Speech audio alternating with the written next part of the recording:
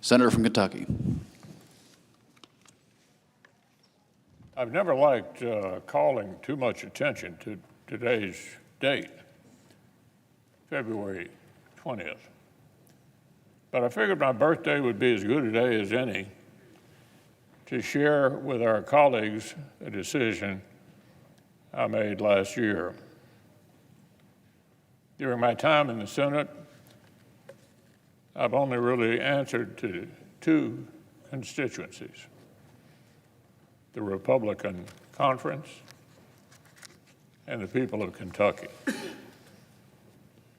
Over the years, the first group trusted me to coordinate campaigns, to count votes, to steer committees, to take the majority, and on 9 occasions, to lead our conference. Serving as a Republican leader was a rare and, yes, rather specific childhood dream. And just about a year ago, I thanked my colleagues for their confidence, which allowed me to fulfill it. To the distinguished members of this body, I've had the privilege to lead, and I remain deeply, deeply grateful. Today, however, it's appropriate for me to speak about an even deeper allegiance and even longer-standing gratitude. 7 times, my fellow Kentuckians have sent me to the Senate. Every day in between, I've been humbled by the trust they placed in me to do their business right here. Representing our Commonwealth has been the honor of a lifetime.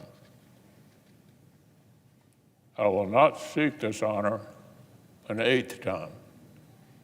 My current term in the Senate will be my last.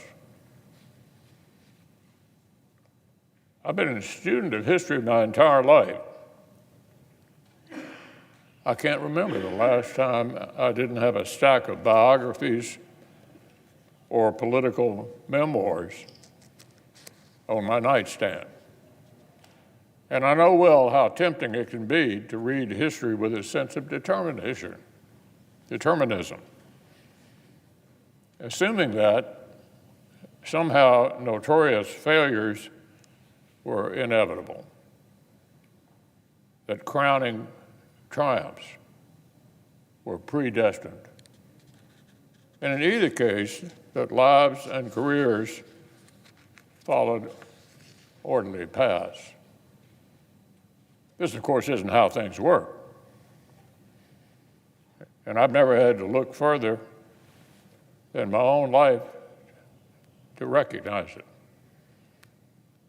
I've never lost sight of the fact that without my mother's devoted care, a childhood encounter with polio could have turned out a lot worse.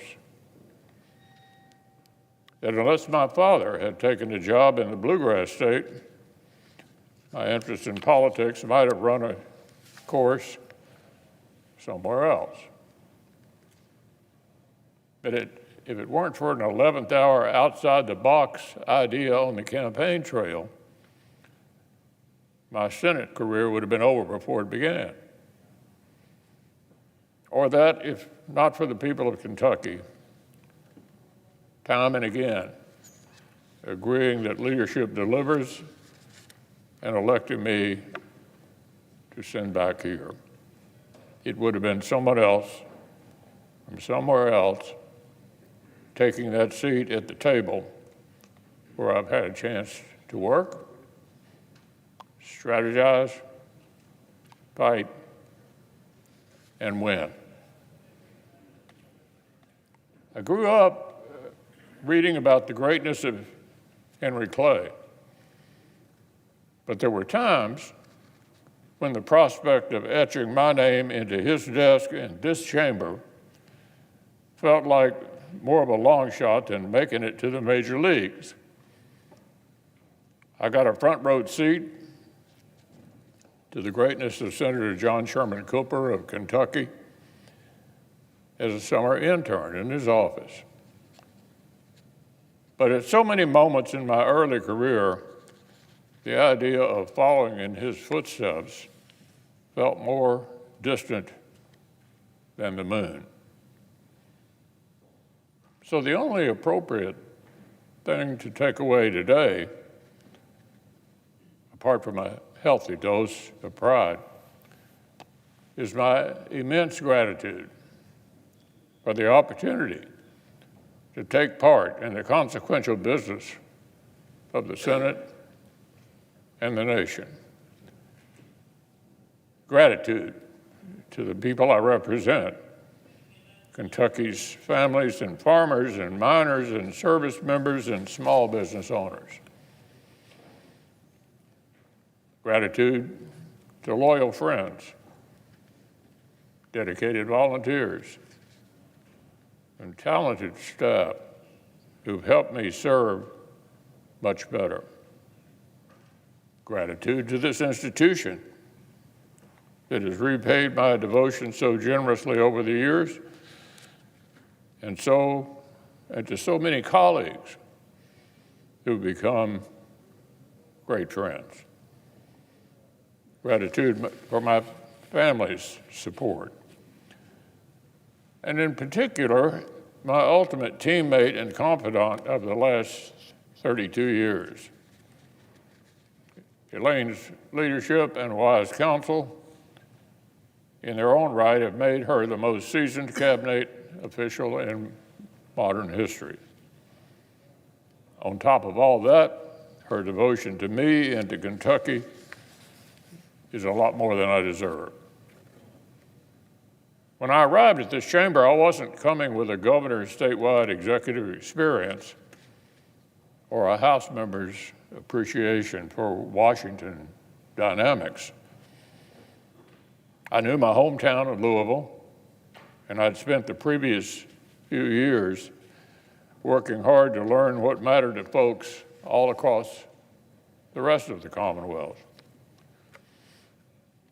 And yet, within weeks of swearing the oath, sure enough, I was here on the floor talking with colleagues from other far-flung corners of the country, discussing solutions to a farm income crisis and infrastructure challenge that affected different states in the same way. I learned quickly that delivering for Kentucky meant finding the ways the Commonwealth's challenges were actually tied to national debates. Seeing to it that major agriculture legislation remembered Kentucky farmers and particularly included when they needed extraordinary assistance, like the tobacco buyout. Making sure that nationwide steps on transportation infrastructure included resources for modernizing the Brent Spence Bridge, which supports billions of dollars in economic activity in Kentucky and the surrounding region.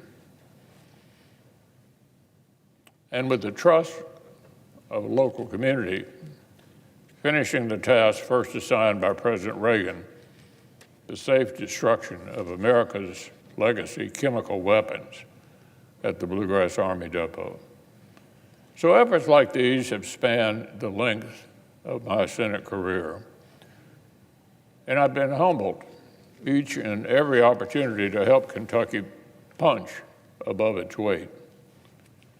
Of course, the Senate has to grapple with foundational questions that reach even more broadly across American life and either further into posterity. We're trusted on behalf of the American people to participate in the appointment of the federal judiciary, to be the final check on the assembly of power in the courts beyond the reach of representative politics, and to ensure that the men and women who preside over them profess authentic devotion to the rule of law above all else. When members of this body ignore, discount, or pervert this fundamental duty, they do so not just at the peril of the Senate, but of the whole nation. The weight of our power to advise and consent has never been lost on me, and I've been honored to perform my role in confirming judges who understand their role. On this floor, there is no place to hide from the obligations of Article 1, the Senate's unique relationship with Article 3, or our role in equipping the powers of Article 2. Here, every debate over agriculture or infrastructure or education or taxes is downstream of the obligations of national security. Every question of policy here at home is contingent on our duty to provide for the common defense. One of the first times I spoke at length on this floor as a freshman, I was compelled to join the debate over strengthening the deterrence of America's nuclear triad. Whether to expand the U.S. military's hard target nuclear capability was an interesting question to pose to someone whose most recent job had been running a county government. But there, of course, was the founder's brilliance at work. The hopes and dreams of every American are tied up in our ability to protect and defend the nation and its interests. Every family traveling abroad and every worker and small business owner whose livelihood depends on foreign trade, they depend in turn on the credibility of America's commitments to friends and the strength of her threats to enemies. In turn, the safety and success of the men and women who volunteer to serve this great nation in uniform depend on the work we do here to ensure that enemies think twice before challenging them, and those enemies never face a fair fight. Thanks to Ronald Reagan's determination, the work of strengthening America's hard power was well underway when I arrived in the Senate. But since then, we've allowed that power to atrophy. And today, a dangerous world threatens to outpace the work of rebuilding it. So lest any of our colleagues still doubt my intentions for the remainder of my term, I have some unfinished business to attend to. In our work, most of us in this body develop an appreciation for the Senate itself, its written rules, its collegial norms, its pace of play. And yet so often I've watched colleagues depart, venting their frustration at the confines of the institution or mourning what they perceive to be decline of its norms. Regardless of the political storms that may wash over this chamber during the time I have remaining, I assure our colleagues that I will depart with great hope for the endurance of the Senate as an institution. There are any number of reasons for pessimism, but the strength of the Senate is not one of them. This chamber is still the haven where the political minority can require debate. It's still the crucible in which jurists are tested for their fidelity to upholding the Constitution and lives and laws as they were written. The Senate is still equipped for work of great consequence. And to the disappointment of my critics, I'm still here on the job. I yield the floor. Mr. President. Senator, North Carolina. Mr. President, I ask unanimous consent that the members and staff and spectators in the gallery be allowed to applaud for a period not to exceed 30 seconds. Is there objection?